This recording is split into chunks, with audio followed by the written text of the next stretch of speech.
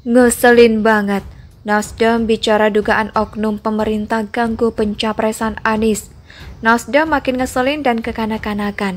Mungkin minta diketok biar sadar. Belum lama ini Nasdem menyebut ada banyak tantangan dan gangguan dari pihak luar untuk mendukung Anies. Ketua DPP Partai Nasdem, Effendi Khoiri atau Gus Coy, menduga gangguan berasal dari oknum pemerintahan atau berkuasa. Sebab apabila rakyat biasa menurutnya tidak mungkin mengeluarkan dana untuk spanduk penolakan hingga demo. Wah, berarti secara tidak langsung Nasdem mengatakan rakyat yang berdemo itu adalah karena ada dana kan? Bagaimana dengan demo yang kerap dilakukan oleh PA 212 dan kawan-kawan? Bagaimana dengan demo berjilid-jilid saat mendesak Ahok di penjara?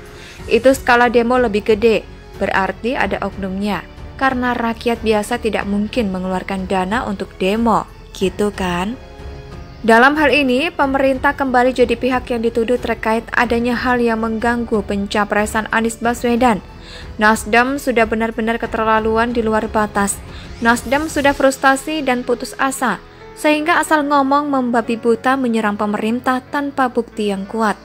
Waketum Partai Garuda, Teddy Kusnaidi, mengatakan tuduhan itu disampaikan oleh orang-orang frustasi. Pasalnya sama sekali tidak ada korelasi antara tuduhan dengan mekanisme pencapresan. Menurutnya, jika Anies yang juga bakal calon presiden usungan Partai Nasdem, yang sampai saat ini belum diusung secara resmi oleh gabungan partai politik, maka yang patut disalahkan adalah gabungan partai politik tersebut. Kenapa mereka secara bersama-sama tidak segera mendeklarasikan secara resmi untuk mengusung Anies, kata Teddy di Twitter. Dia menegaskan tuduhan terhadap negara itu merupakan ungkapan frustasi dari internal terkait pencalonan Anies.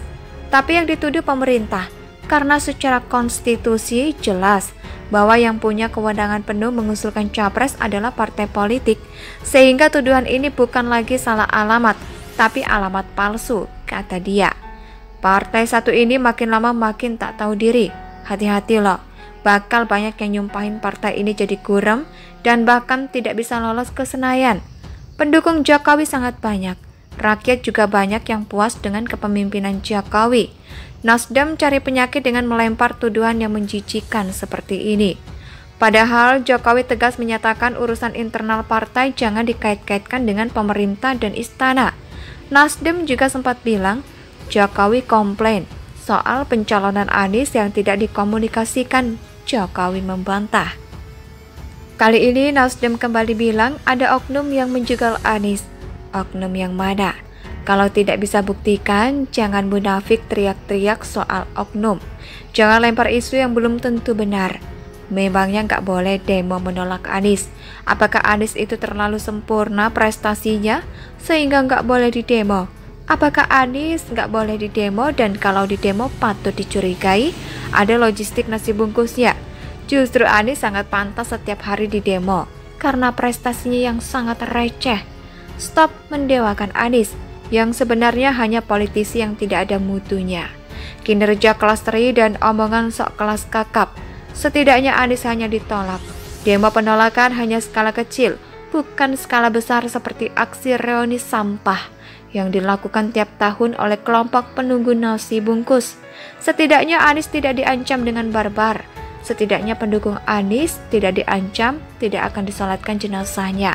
Setidaknya Anies lebih lumayan, tidak terang-terangan mendapatkan intimidasi.